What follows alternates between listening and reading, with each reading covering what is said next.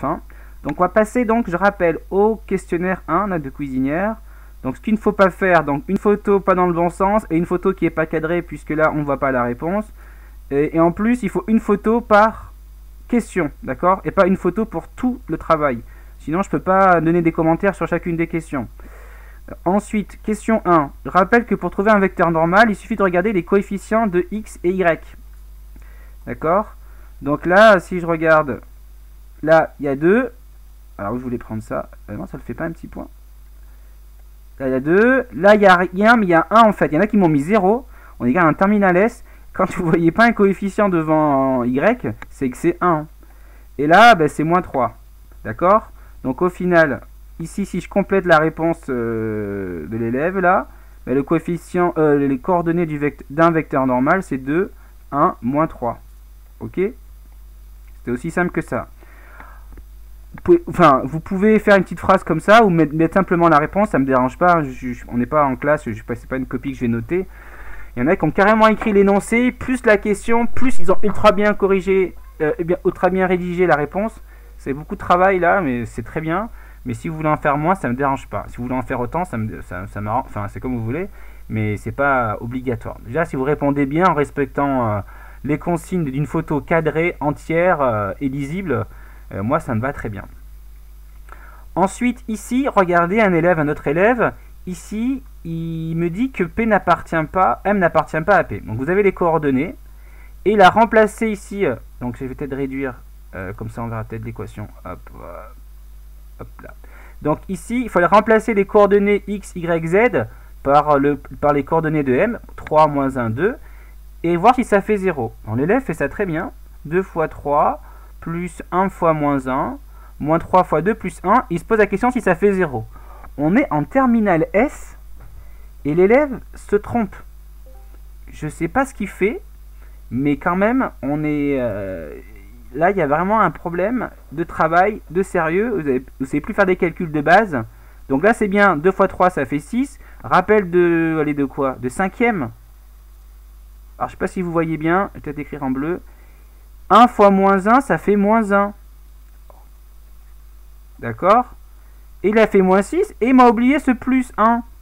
Donc là, il y a un plus 1 à rajouter. Et si vous faites le total, après ça fait 0. Et est-ce qu'il appartient? La réponse est oui. Donc vraiment ça, il a fait le plus dur, c'est-à-dire qu'il a compris qu'il fallait remplacer les coordonnées x, y, z par 3, moins 1, 2. Et le calcul il est faux. En terminale S, c'est pas normal ça. Bon. En terminale S, on ne devrait plus voir ça. Les calculs, encore celui-là il est simple, hein. J'ai même pas demandé de dériver, de factoriser, de simplifier un truc complexe, hein, avec des exponentielles, des logarithmes et tout. Là il y a vraiment un calcul de base de nombres relatifs. Donc là il faut se ressaisir intellectuellement, il faut se ressaisir. Et ici, ensuite, alors il faudrait trouver l'équation cartésienne de P. Il y en a un déjà, il me donne une équation, enfin une représentation paramétrique. Il n'a pas regardé son cours à quoi pouvait ressembler une équation cartésienne. Là on a... Comme ça, sans regarder si c'est vrai ou c'est faux, bah, c'est pas du tout une équation cartésienne, c'est une représentation paramétrique. D'accord? Donc je sais pas si l'élève concerné regarde la vidéo. Ou d'une droite, bon, peu importe, c'est pas le cours. Oui, là, c'est même pas le cours, donc oui, il y a un seul paramètre en plus, donc ça c'est une représentation paramétrique, c'est pas une équation cartésienne. Ça c'est important. Paramétrique, c'est un M. Alors que là, on demandait une équation cartésienne, ok? Ensuite, donc ça c'est faux, je lis même pas, donc c'est faux. Et là, l'élève de la copie au-dessus, là, ça c'est pas du tout ça. On pourrait croire que ça ressemble à une équation cartésienne, mais il y a plusieurs défauts. Premier défaut, peut-être écrire en rouge, on verra peut-être ça mieux. Il n'y a pas de égal, P n'est pas égal, P c'est un plan, donc il est égal à rien du tout. Enfin, c'est un ensemble de points, P, si on veut. P c'est plutôt un ensemble qu'un calcul. Donc voilà, il n'y a pas de égal. Et en plus, il faudrait égal 0 quelque part. Et là, ce serait juste. À la rigueur, on met 2 points à la place de égal. Un 2 points, c'est pas un égal, c'est pas la même chose. Et par contre, il n'y a pas de rédaction, il n'y a rien du tout. Pourquoi c'est ça? Donc la rédaction qui serait le minimum, c'est n voilà, de coordonnées moins 1, 2 est un vecteur normal de P. Ok.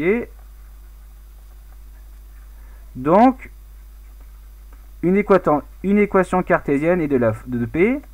Alors, je vais écrire assez rapidement. Et de la forme comme ça.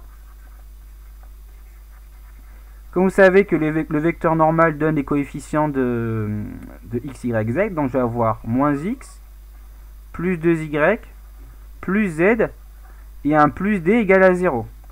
Ensuite, il faut aller trouver d. Ben, comme A appartient... je vais descendre tout ça. Comme A appartient au plan... Alors, les coordonnées de A, je les ai plus en tête. C'est 310. En plus, je les ai mis en colonne. Ah non, c'est bon.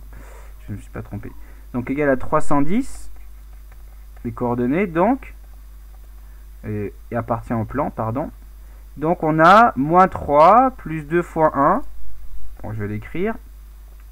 Plus 0 plus d égale 0. Donc là, si on ne se trompe pas, ça c'est qu'il vient de dire que d est égal à... Vous avez trouvé combien? Personne ne parle. Merci. On se sent un peu seul quand on parle dans le vide comme ça, donc ce serait bien de répondre assez rapidement. J'ai conscience que c'est dur d'être réactif, mais on n'est pas en classe. D'où l'équation cartésienne de P, ben, j'ai donc moins x. C'est 2 points, attention, là, c'est pas égal. 2 points, 2y, plus z, et plus 1, égale 0. On pourrait écrire égal moins 1, ça marche aussi. Hein. On met égal 0 par habitude, mais il n'est pas faux d'écrire... on pourrait écrire, si vous le souhaitez un jour, on peut écrire ça aussi, ça marche, vous avez le droit. Je pourrais écrire ça, par exemple, j'ai le droit, c'est aussi une équation cartésienne, mais en général, on met le membre de droite, on le met égal à 0, mais ça marche aussi. Et monsieur, est-ce qu'avec n'importe quel point, on trouvera d égale 1? Bah oui. Si un point qui est sur le plan, bien sûr, hein, si c'est un point du plan. Oui, oui, c'est un point du plan. Oui, ça marche. Bah, forcément, D, c'est une constante. Hein, D ne bouge pas. Ok. Donc, si le point A, par exemple, tu bouges verticalement, le D, il changera. Ah oui. Oui, oui, Loïc a compris qu'on a un plan parallèle après, en fait. C'est ça que tu veux dire, Loïc? Ouais. En fait, le D, ça va... En fait, vous allez voir, si on regarde juste X, Y, Z, ça définit un plan. Et le plus D, c'est un petit peu la hauteur du plan, en fait. C'est un peu le niveau du plan. Si vous mettez D égale 2, en fait, ça sera un plan parallèle, en fait. C'est-à-dire que tu peux avoir n'importe quel D, juste, le plan, du coup, il bougera. Voilà, le plan, il bougera. Le point A, s'il reste sur ce plan P, le D, il est constant. Par contre, dès que tu bouges le point A, par exemple, que tu mets en 3, 1, 1, le D, il changera. Mais pour pas mettre de confusion, Loïc, je rajouterais que le D, pour un plan donné, un plan, si on ne change pas de plan, pour un plan donné, D, il est fixe. Hein. D, c'est une constante. Voilà. Après, si on change la valeur de D, on change de plan. C'est un autre plan. Et si on changeait A, et qui ne serait pas dans le plan P, évidemment, D changerait. Mais D, de manière générale, pour pas amener de la confusion, D, c'est pour un plan donné, c'est une constante. Ça veut dire que finalement, si vous voulez, ce qui va définir un plan, ce sont les coefficients là, là et là, et enfin non, je peux regarder là, ici, ici, ici, ici. Ces 4 valeurs définissent le plan, d'accord? Si vous avez d'autres valeurs, c'est un autre plan. Enfin non, pardon. Non, c'est faux ce que je dis, c'est faux. Parce que ça, c'est une équation cartésienne, il faut en avoir d'autres. Mais en tout cas, là, comme ça, à partir du point A, voilà, ça, c'est fixe. Pour cette équation cartésienne, puisque il y a plusieurs équations cartésiennes, donc attention à ça. Hop là, hop là, hop là. Où est-ce que c'est là? Ça répond à ta question, Frédéric? On est parti dans une tangente de la faire incliner l'autre là. Ouais, t'inquiète, après je cherche plus, moi j'ai eu la réponse de ma question. Alors, ensuite, on va passer à l'exercice. Ah oui, je l'ai mis où? Ah oui, il est là. Je l'ai là. Je vais peut-être le décaler du coup, parce que j'avais oublié qu'il y avait cet exercice que certains m'avaient envoyé. Je vais décaler, je vais mettre ça là, ici, voilà. Hop, je vais ensuite... Ah mais j'ai pas lancé le... Ah si, j'ai lancé, c'est bon. Je crois que j'ai... Hop. On va corriger le petit exercice qui était à faire, qui était dans lui-même, qui était pareil que dans le questionnaire. Vous avez 2 points, A et B, et il faut trouver une équation cartésienne qui passe par A et de vecteur normal AB. Donc là, je vais mettre comme ça. Qu'est-ce qu'il fallait faire en premier? Qui peut me répondre? Déterminer le vecteur AB. Voilà, le vecteur normal AB. Donc, vecteur normal, c'est important de dire que c'est le vecteur normal. Et voilà, on calcule les coordonnées du vecteur AB. On fait 2, moins 1, 1, moins 2, moins 1, moins 3, et 2 plus 1, 3. D'où, on peut dire que P, bon, je vais a pour forme, comme équation cartésienne, 1x, donc x, moins 3y, plus 3z, plus d égale 0. Maintenant, on va chercher à déterminer combien vaut ce d. On a le fait qu'il passe par A, donc A appartient à P, donc c'est... Pardon? Vous pouvez prendre B aussi. On pouvait prendre B aussi. Vous voulez qu'on prenne B? Tiens, j'ai Non, en fait, non. Ah non, il passe pas par B. Ah non, il passe pas par B, pardon. Je Non, non. sais pas, en fait. Non, il passe pas par B. Enfin, on ne sait pas s'il passe par B, mais a priori non, puisqu'il est c'est un vecteur normal. Enfin, donc B, il n'est pas dans le plan, c'est sûr. Comme A appartient à B, donc ses coordonnées vérifient l'équation. C'est-à-dire que ça fait 1, moins 3 fois 1, plus 3 fois moins 1. Et là, il ne faut pas se planter. Une fois qu'on a écrit ça, on a fait le plus dur. Là, on est en terminale S, on peut quand même réussir à faire ce calcul. C'est pas insurmontable. Donc là, ça fait moins 2, moins 5. Donc D est égal à 5. Je vais très vite, c'est bon. Ainsi, donc on a P, c'est x moins 3y plus 3z plus 5 égale à 0. Évidemment, je suis allé un peu vite, mais on peut détailler. Hein. Enfin, des fois, je vais vite et je me trompe d'ailleurs. Mais si à la maison, prenez le temps. Là, je vais gagner un peu du temps sur une correction. L'essentiel, c'est les méthodes. Oui? Pardon? C'est bon. Ah oui, oui, enfin, je pense que c'est bon. Là, parce que je l'ai refait une deuxième fois dans ma tête en parlant. Et Oui, aussi. oui, moi j'ai ça aussi, donc c'est juste. Donc, ça, c'est à savoir faire. C'était page 327. Voilà, j'ai pas mis ici. Et voilà. On va passer, donc le chapitre est quasiment terminé. En termes de connaissances de cours, on a fait le tour. Maintenant, il faut faire des exercices où on va un peu manipuler nos connaissances. On va commencer par, vous allez faire l'exercice 17, page 329. Je vous laisse y réfléchir 5 minutes et on y va. Donc, je vais mettre pause en attendant. Là, il faut donc résoudre, donc je répète pour ceux pour la vidéo. Donc une droite et un plan, donc elles sont soit parallèles strictes ou parallèles confondues, ou soit elles sont séquentes. La droite est séquente au plan P. Et là on va regarder, on étudie les points qu'ils ont en commun. Aucun point commun c'est parallèle strict, une infinité de points communs c'est parallèle confondu, et un seul point commun c'est parallèle séquent. Ça revient donc à résoudre le système là, à chercher d'éventuels points en commun. Suivant la résolution du système, on pourra conclure sur la position de la droite et du plan. Passons donc à la correction. Donc ici, tout simplement, puisqu'il y a x, y, z et vous retrouvez x, y, z, on va donc remplacer et on aura donc une inconnue, on aura une équation d'inconnu t. Je ne sais pas ce qui s'est passé. Hop. Donc là, ça fait 2 fois moins 8 plus 2t plus 3y, donc 3, 7 moins t, plus z, moins z, pardon, moins z, 6 plus t, plus 4, on n'oublie pas, égale 0. On va donc résoudre cette équation du premier degré d'inconnu t.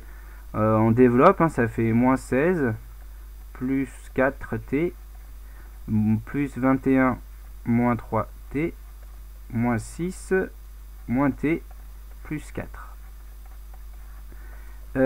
Donc là, les termes constants, ça fait moins 16. Donc là, ça fait 5. 5 moins 1, ça fait 3. Et ensuite, là, les termes en t, 4t, 1 moins 3t, ça fait 1t. 1t moins t, ça fait 0. D'accord? Donc on obtient 3 égale 0. Ça marche pas beaucoup. ça marche pas beaucoup, ça, on est d'accord. Qu'est-ce qui se passe avec ce... On obtient une absurdité. Oh là, mais pourquoi ça s'efface aujourd'hui? Qu'est-ce qui se passe? Il y a des trucs qui sont partis. Oups. Ah oui, ça c'est la page, pardon. Non, ça c'est... Oula. Ok, pardon, veuillez m'excuser. Stylo... Oula, c'est bon. Donc on a 3 égale 0. Donc le système, on a... ça c'est impossible, d'accord, c'est absurde. Donc le système n'a pas de solution. Ce qui revient à dire qu'il n'y a aucun point commun.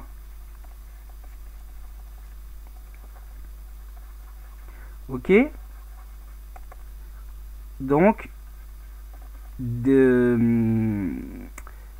et P n'ont aucun point en commun.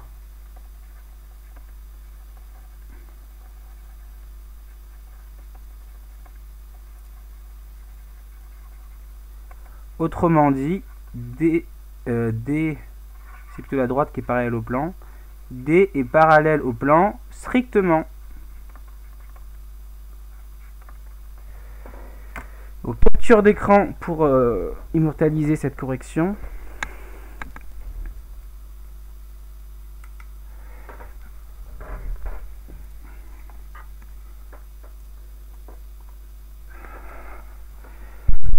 Voilà.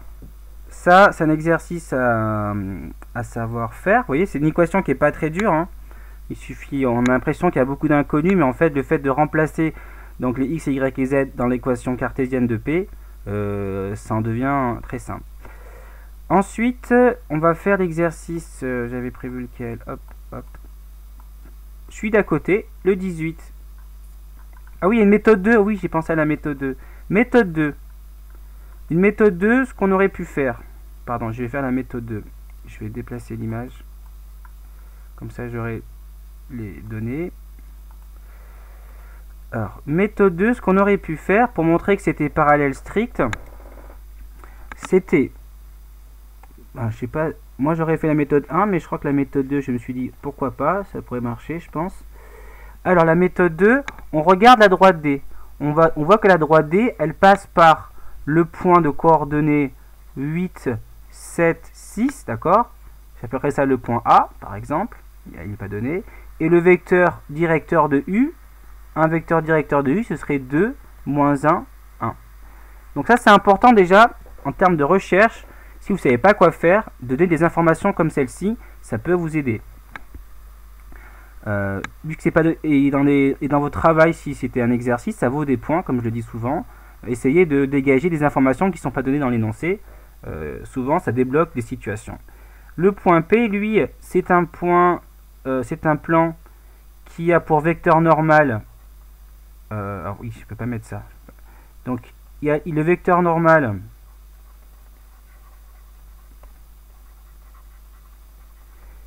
Qui me donne un vecteur normal de P. 2, 3, moins 1. Voilà, 2, 3, moins 1. Et je pourrais chercher un point, peu importe. Admettons, si je prends, regardez, donnez-moi un point A de coordonnées 0, 0 qui appartient à P. Donc je vais l'appeler B, puisque j'avais déjà appelé... 4. Bah 4, voilà le choix. Un exemple, là je tâtonne, hein, je dis... Oui. Avant d'identifier un point sur P, on peut regarder le produit scalaire de U et N. Oui, tout à fait. Non, mais j'allais en venir ça, Loïc. Je dis juste en termes de recherche, si je ne sais pas quoi faire, je me donne un point, un vecteur directeur pour la droite, et pour le plan, je me donne un point et un vecteur normal. C'est ça peut aller assez vite, donc, mais on n'en a pas besoin en fait. Donc c'est pour ça que je dis ça, mais je réfléchis comme un élève qui n'a pas trop de recul. Il avance à tâtons, et il essaye de faire au mieux avec ses connaissances. Maintenant, ce qui est important, c'est le vecteur U et le vecteur N.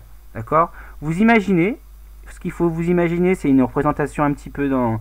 voilà, il faut un peu schématiser tout ça. Je suis stylo. Ici, vous avez un plan, comme ça, d'accord? Vous avez un vecteur normal. Je rappelle, le vecteur normal, c'est le vecteur qui est perpendiculaire, là, comme ça, on dit qui est orthogonal. Là, c'est le plan P. Et vous avez une droite, ce que je vais faire comme ça, par exemple, la droite D. Et là, il y a son vecteur directeur, U, qui peut être dessus là par exemple comme ça. Ben, vous vous dites, si ce fameux U, je le mets ici admettons, et que ça forme un angle droit, qu'est-ce que je pourrais dire? Qu'est-ce que je pourrais dire de N et de U? Ils sont orthogonaux, et qu'est-ce que je pourrais dire pour la droite? Ils sont parallèles. Parallèles. La droite et la gauche sont parallèles. Voilà. Donc, on a un produit scalaire, donc je vais faire N vecteur scalaire avec U, ou je pourrais faire l'inverse, ça change pas, je vous rappelle que le produit scalaire c'est commutatif. Je pourrais écrire U scalaire N, c'est pareil. Donc 2, 3, moins 1, et 2, moins 1. Voilà. Ça fait 4, moins 3, moins 1. Ça fait combien? Ça fait 0. Donc N et U sont orthogonaux.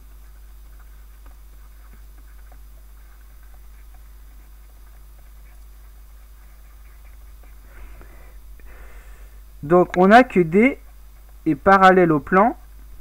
Mais la question c'est est-ce que c'est strict ou confondu? Et c'est là que va intervenir mon fameux point A que j'ai pris. Si c'est confondu, le point A qui appartient à D, il appartient aussi à P, vous êtes d'accord? Oui. Donc, ce qui va se passer, je vais regarder si les coordonnées de A, moins 8, 7, 6, si quand je fais le calcul dans l'équation cartésienne, je trouve 0, c'est bon, elles sont donc, ce serait donc confondu. Si ça ne marche pas, ce ne serait pas confondu. Donc j'y vais, je vais vérifier ça. Puisque maintenant vous savez faire, savoir si un point appartient à un plan. Donc A, bleu, A appartient à D. Donc je rappelle, c'est les coordonnées qui sont là, les constantes dans la représentation paramétrique. Mais, question que je me pose, A appartient-il à P? On va y répondre de suite. Donc, je vais mettre 2 fois moins 8 plus 7 fois 3 moins Z6. Est-ce que c'est égal à 0? Donc ça fait moins 16. Ça fait plus 21. Moins 6. Et là, je trouve combien? Ça fait presque 0, mais pas du tout. Ça fait moins 1. Pas égal à 0.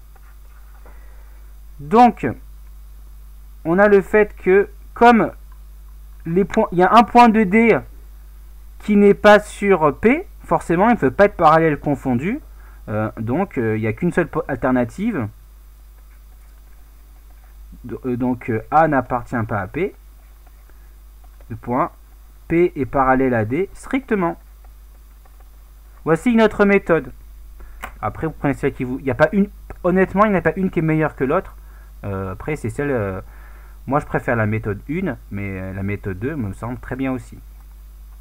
J'avais pas... En la regardant, je la trouve pas si mal. Donc, capture d'écran en 2 fois, alors, parce que je vais pas y arriver. Première capture d'écran, en plus, il y a un suspense à la fin.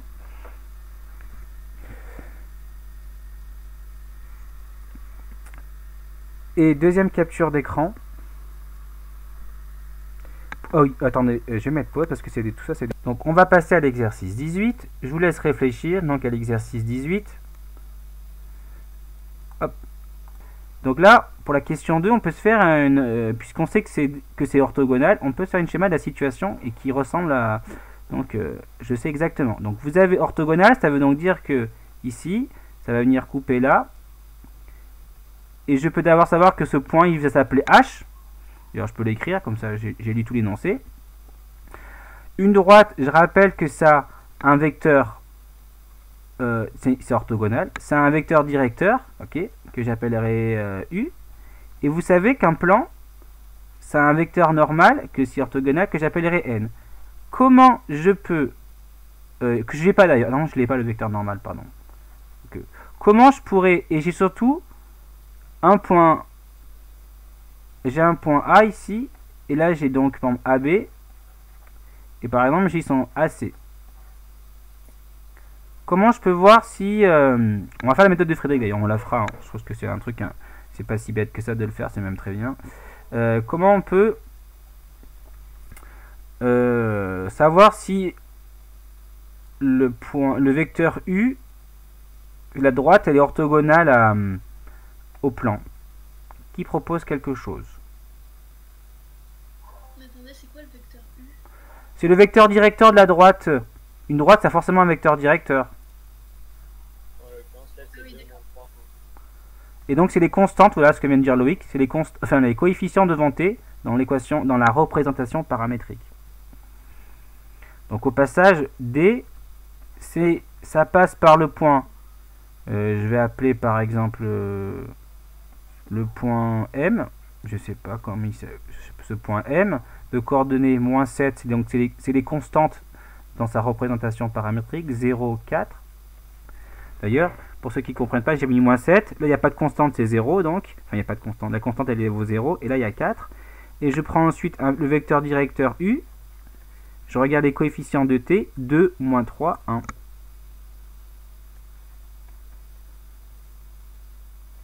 Pourquoi j'ai écrit 1? Moins 3, 1. Donc, qui peut me dire comment on peut s'y prendre pour montrer que la droite elle est orthogonale au plan P? Bah, j'aurais cherché le vecteur normal, moi, de P. Oui, on fera ça en méthode 2. J'ai appelé ça méthode 1. Oui, mais fais-le d'ailleurs. Tu peux finir ta méthode, Frédéric. Bon, bah, c'est ce que je fais. Donc, ceux qui ont fait la méthode de Frédéric, une méthode qu'on fera après consisterait à trouver une équation cartésienne de P, de trouver le vecteur normal ici. Admettons que je trouve le vecteur normal. Comment je vais en déduire que c'est orthogonal au passage? Il faut étudier la position relative entre U et le vecteur normal. U et le vecteur. C'est-à-dire quoi la position? Oui, c'est-à-dire quoi? Donc on va trouver quoi? Montrer qu'ils sont parallèles, quoi. C'est-à-dire le vrai jargon pour des vecteurs, c'est pas parallèle. Ah, montrer qu'ils sont collinaires. Voilà.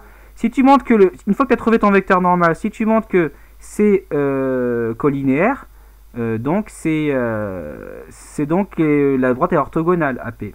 S'ils sont pas collinaires, voilà. Mais ici, comme on sait que c'est orthogonal, il faudra montrer que U et N sont collinaires. Ok, bah ouais, bah c'est ça que vous avez fait. Donc là, je vous laisse réfléchir encore là, donc sur la méthode 1 ou la méthode 2. Vous en faites une des deux, on corrigera les deux. C'est-à-dire soit on trouve une équation cartésienne de P, on en tire le vecteur normal et on montre qu'il est collinaire à U. Ou alors, on va faire la méthode 2 que je ne vous dis pas, une autre méthode qui est aussi simple aussi, je pense un peu plus simple. Alors, on va d'abord, question 1, je vais pas le faire mais je vais peut-être calculer les vecteurs. Vous avez trouvé quoi comme vecteur AC? AB, on va commencer par AB, c'est le plus normal. AB, AB, moins 5, moins 2, 4. tout le monde est d'accord? AC, maintenant je demandais à Frédéric qui voulait parler. Ah, moi j'ai trouvé 1, 1, 1, et ça me paraît bizarre. Pour AC, Oui. bah 3 moins 2, 1, 2 moins 1, 1, 4 moins 3, 1, tout va bien. Il y a une différence de 1 entre les coordonnates 2 plus 1, 3, 1 plus 1, 2, 3 plus 1, 4, tout va bien. Donc c'est clairement pas collinaire, d'accord? Ils sont pas alignés, et du coup ça va définir. Voilà. Les coordonnées ne sont pas les coordonnées non proportionnelles. Donc ABC non et AC non collinéaire, qui va donner donc ABC non aligné,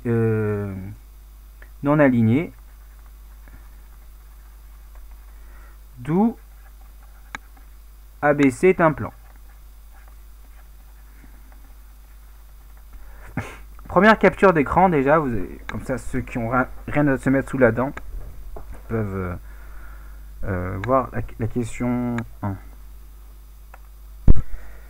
Ensuite ici, ce que je vous propose de faire en fait, c'est de montrer que le vecteur U, on va essayer de montrer que le vecteur U, s'il est orthogonal à AC et s'il est orthogonal à AB, forcément D elle est orthogonale au plan. Vous comprenez l'idée? Si ce vecteur U finalement, comme un vecteur, je rappelle que c'est quelque chose de libre, hein. Il n'est pas fixé quelque part, c'est un mouvement, un vecteur, c'est un mouvement de translation. Donc si ce vecteur U, je viens l'attacher là, et que je montre qu'il y a un angle droit ici, un angle droit là, c'est pas très clair, mais pour ceux qui suivent, ça voudrait dire que Je vais même effacer parce que ça peut porter à confusion. Je vais montrer que la droite elle est orthogonale au plan. Donc on va montrer, petit 1, on va montrer, montrons que U scalaire AC égale 0 et que U scalaire, produit scalaire avec AB, ça vaut 0. Si je montre ça, ben je montre que la droite elle est orthogonale. Donc U, je l'ai dit tout à l'heure, c'était 2, moins 3, 1. Produit scalaire avec 1, 1, 1. Ça fait 2, moins 3, plus 1. Ça fait bien 0. Et l'autre, on a U, c'est 2, moins 3. Ici, moins 3. Moins 3, 1. On produit scalaire avec moins 5, moins 2, 4. Donc ça fait moins 10, plus 6, plus 4. Et ça fait bien 0. Donc, au final, comme le vecteur directeur il est orthogonal à deux vecteurs non collinaires du plan, évidemment il faut qu'ils soient non collinaires les vecteurs. S'ils étaient collinaires, ça ne marcherait pas. Donc U orthogonal à deux vecteurs non collinaire du plan.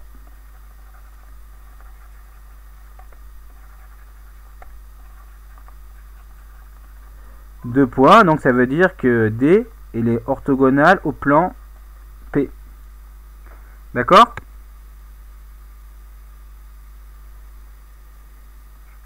Des questions? Non, ça va. Non, ça va, c'est plus court que l'autre méthode, je pense. Oui, c'est plus court, parce que j'ai un peu réfléchi à la méthode 2. Si on utilise avec l'équation cartésienne de P. Mais c'est important de voir plusieurs méthodes, parce que c'est comme ça que vous réfléchissez, et c'est normal. Enfin, mais de voir plusieurs raisonnements différents, c'est intéressant. Avec une équation cartésienne. Alors ici, donc je vais essayer de décaler l'image, comme ça j'aurai les données du... hop. Ici, je vais la réduire, je n'ai pas besoin que ce soit aussi grosse. Donc, ici, comment je peux avoir une équation cartésienne de P? Comment tu as fait Frédéric? Comment ont fait d'autres élèves? Je sais pas comment vous avez fait. Bah, moi j'ai pris AB, Oui. et après j'ai mis la forme moins 5x, moins 2y, moins 4z plus d, et j'ai déterminé d. Mais est-ce que D c'est un vecteur normal du plan? Est-ce que le vecteur AB c'est un vecteur normal du plan, le vecteur AB? Bah non, justement. Ah bah oui, ça marche pas. Bon, ça. Alors qu'est-ce qu'on va... Comment... On peut prendre le produit vectoriel. Voilà. Est-ce que vous connaissez tous le vecteur... Enfin, tout le monde ne fait pas ici, je crois. Non, oui, non, on ne fait pas ici dans la classe. Bah, les filles connaissent pas. Pas plus. Bah même les SI connaissent pas. Ici. Donc, je vais pas la faire parce qu'elle est un peu longue. Mais si vous voulez vous avancer... Enfin, il faut garder la tête froide. Hein. Donc, soit on fait un produit vectoriel. Mais je vais pas le faire puisque c'est pas au programme. Et tout le monde ne le connaît pas. Non, il faut que j'enlève ça. Soit, pour trouver... Pour ceux qui savent, bien sûr. Pour trouver n... On fait AB... Donc, pour ceux qui font SI... c'est comme ça, il y a un petit chapeau. C'est un produit vectoriel. Vous faites pas en physique, ça, normalement? Vous l'avez jamais fait, ça, en physique? Je sais pas, dans mes années... Dans mes années... Mais moi, pas encore. Dans mes années de terminale, je le faisais, je m'en souviens. Bref. Bah, on l'a peut-être pas encore fait. On n'a pas fini l'année. Oui, mais ça fait bien longtemps que j'étais... La terminale, ça remonte à très longtemps, mais en tout cas, je le faisais depuis... Oui, j'ai fait en terminale, c'était un classique. On fait comme des déterminants, des petits déterminants, là, avec les coordonnées. Bon, pour ceux qui l'ont déjà vu. Du coup, ça fait moins 4, 7 et moins 3. Pour ceux qui voudraient le faire, et qui le savent le faire, bien sûr, on trouverait ça. En fait, on fait des déterminants, enfin, tout le monde ne connaît pas le déterminant aussi. On fait donc des produits en croix, pardon, pour que tout le monde comprenne. On fait des produits en croix avec les coordonnées, on fait ça fois ça, moins ça fois ça. Moins, après, il y a des signes qui vont apparaître. Bon, je vais pas rentrer dans... C'est là qu'on fait ça. Ah ouais, effectivement, la fin est style. Ah, je vais pas vous le... Je vais pas rappeler, c'est pas ça essentiel, mais si on... C'est un 4, c'est pas un 2. Ah, tu t'es trompé, Loïc? C'est un 4. Tu t'es trompé, Loïc, c'est ça? Non, je sais pas. Bah, du coup, je vous ai mal lu. Parce qu'il manque la barre du 4. Pourquoi? C'est Le vecteur en AB. 2, 4. Ah, là! C'est un 4 ici? Ouais. Ah, parce que j'ai fait un copier-coller l'image, peut-être que t'as pas tout pris. J'ai pas fait attention. Ça, c'est un 4. Bah, C'est moins 4, non? moins 6. Non, c'est plus 4. Ça fait moins 6. Après 9. Et le dernier, ça reste moins 3. Ok, j'ai pas envie de calculer, mais je te fais confiance. 5 fois 1. Ah bon? Ouais, c'est bon, c'est ça. C'est sûr que c'est moins 6 là? Ah oui, si, c'est bon, c'est bon. Faites la méthode. Ensuite, mais ça c'est notre méthode. Après, etc. pour terminer. Sinon, si je voulais trouver une équation cartésienne, puisque j'ai 3 points et que ça définit un plan, normalement je devrais y arriver. L'idée, normalement, je vais pas l'explorer, mais si vous avez vraiment envie de trouver l'équation cartésienne sans passer par le produit vectoriel, vous savez que A, B et C donc, appartiennent au plan. Ben donc, si vous savez que le plan il a pour équation AX plus BY plus CZ plus D égale à 0, ben vous prenez les coordonnées de chacun des points, vous aurez un système donc de 3 équations à 3 inconnus et c'est largement résolvable. Donc c'est à dire que vous avez A fois 2 plus Y plus 3 non Z fois 3 plus D égale 0. Et on fait pareil pour... C, Pardon? c'est C fois 3. Et c'est pas Y, c'est B. Attendez, A... Fois 2 plus B plus C fois 3. Ah merci. Là c'est B fois 1. Voilà. Et là c'est Z qui vaut 3. Pardon, c'est Z qui vaut 3. Du coup c'est C fois... Voilà, merci.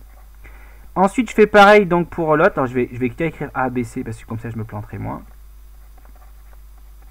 Et là je mets les coordonnées de B. Fois moins 3. Fois moins 1. Fois 7. Voilà. Et là je mets A, B plus C plus D égale à 0. Et je mets les coordonnées de C. Fois 3, fois 2, fois 4. Et donc je résous ça parce que vous avez donc... vous pouvez le résoudre normalement. Alors est-ce qu'on peut le résoudre d'ailleurs? 1, 2, 3. Ah non, on ne pourra pas le résoudre. Je pensais qu'on pourrait le résoudre. Il faut fixer une constante à 1. Voilà. Il faudrait ici... Je vais chercher donc... On va imposer... Là, on ne peut pas la résoudre comme ça. Donc, vu qu'on va imposer D égale 0, ou D égale... Non, peut-être pas D égale 0. On va imposer D égale 1. Parce que, comme je vous rappelle, il y a une infinité d'équations cartésiennes. Et là, donc, on va imposer D égale 1. On va trouver l'équation cartésienne lorsque D vaut 1. Voilà. Et on résout l'équation. Donc, je ne vais pas m'attarder. C'est beaucoup plus compliqué. Mais c'est large, mais c'est possible. Avec les outils que vous connaissez, c'est possible. Encore fallait-il ici penser à imposer D égale 1. Puisque D, je vous rappelle que D, finalement, c'est comme les équations cartésiennes, elles ne sont pas uniques. Pour un plan donné, il y a plusieurs équations. Là, je vais choisir l'équation cartésienne de P quand D vaut 1. Sinon, il y a aussi la représentation paramétrique de P. Ah oui, on aurait pu faire ça.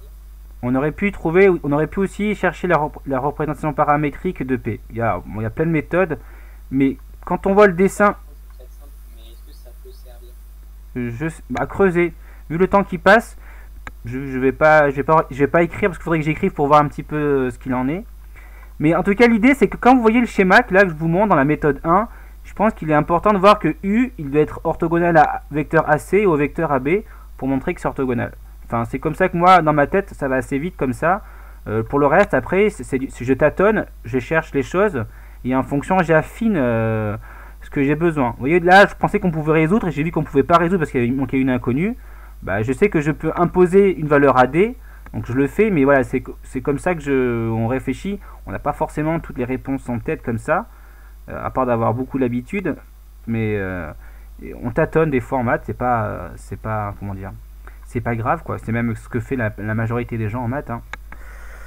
Donc, à part certains génies, mais sinon, on tâtonne, on regarde ce qu'on a et puis on fait ce qu'on a. Et surtout, on respecte les règles, quoi. On respecte la logique. On n'invente pas des choses qui n'existent pas ou qui sont pas cohérentes. Et je termine par le 18, par le petit b. Est-ce que vous l'avez fait ou pas? Moi, non. Donc, on va passer au petit b, là. Hop, là. Capture d'écran pour ça, non, c'est pas très intéressant. Je pense que ceux qui n'ont pas suivi le stream, c'est quand même compliqué d'y arriver. Enfin, de comprendre, je trouve. Donc, on passe directement au petit b. Donc, ici, pour la petit b, on peut trouver plutôt, au lieu de prendre l'équation paramétrique de p, c'est mieux de prendre l'équation cartésienne. Pourquoi? Puisque d est orthogonal à p. Qu'est-ce que tu peux dire sur le vecteur normal de p? Du coup, c'est 2 moins 3 et 1. Voilà, c'est dans mon dessin, le vecteur normal finalement de P, c'est aussi le vecteur directeur de U. Donc, on pourrait prendre la représentation paramétrique de P, mais là, vu la question d'avant, il est plus pertinent et plus rapide de prendre le vecteur normal, qui est en fait le vecteur directeur de DD. Et que tu m'as dit, ouais, c'est 2, moins 3, 1. Voilà, pour ceux qui voudraient poursuivre. Attends. Donc, comment je vais pouvoir trouver le point D, Jules? On continue, tiens. Comment je pourrais trouver le point D, Jules? Enfin, pas le point, la valeur de D, pardon, excuse-moi.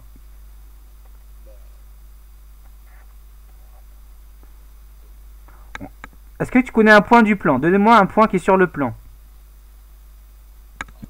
A, d'accord, de coordonnées, je rappelle 2, 1, 3.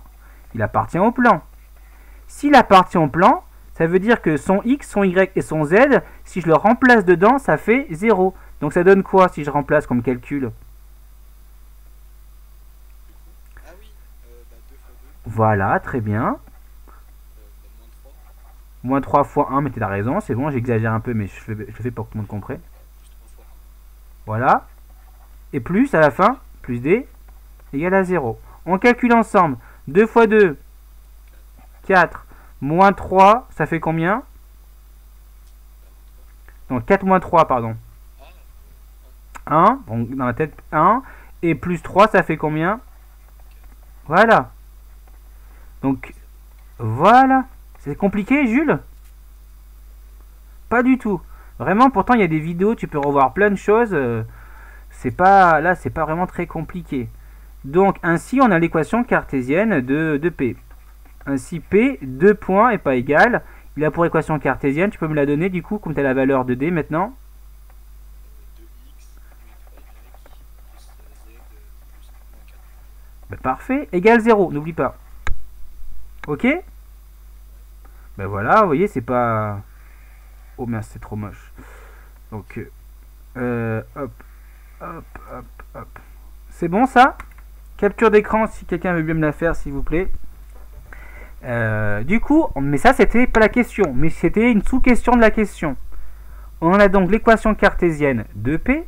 Et comment, Jules, je vais y arriver pour trouver les coordonnées, le point H, le point d'intersection entre la droite D et le plan?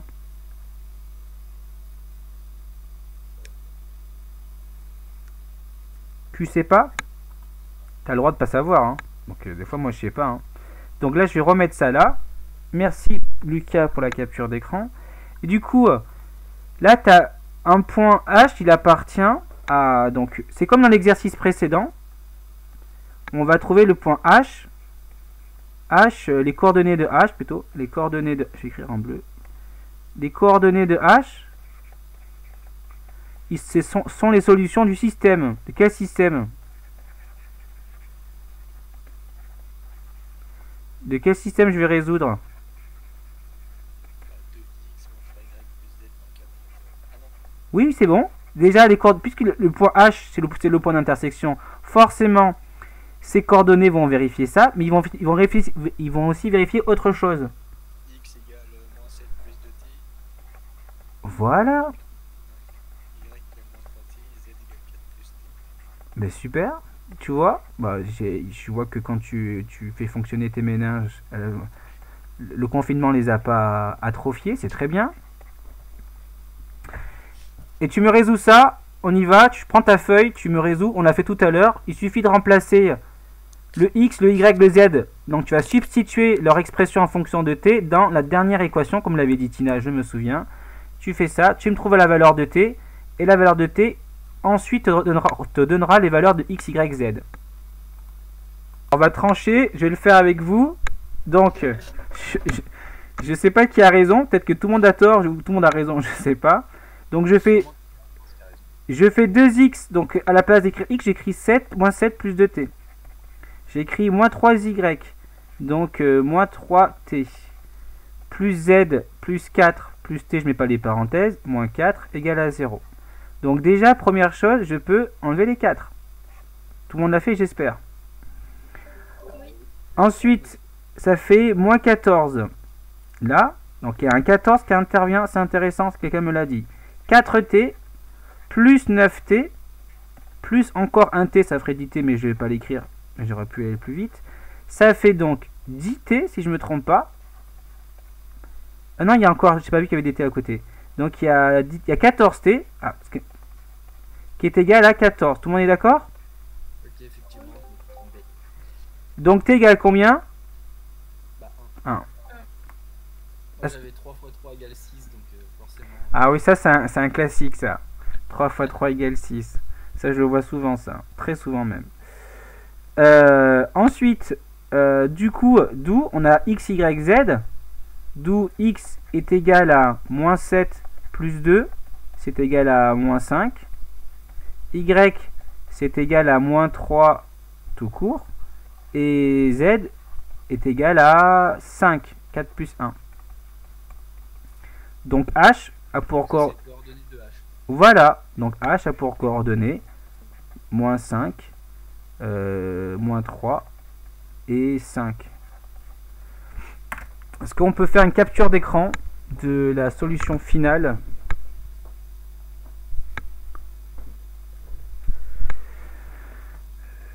Donc je voulais faire un dernier exercice, mais donc on a beaucoup parlé et bon, mais on a bien travaillé quand même, je trouve. On le fera lundi. Alors maintenant ce que je vais faire, il y a cours lundi, il n'y a pas cours vendredi prochain comme vous m'avez demandé, je me suis renseigné, il n'y a pas cours. Enfin apparemment il y en a qui font cours, en fait c'est un peu libre à chacun, mais moi j'ai pas envie de faire cours donc je ne ferai pas cours. Il faut que je le coupe au montage sinon ça va pas.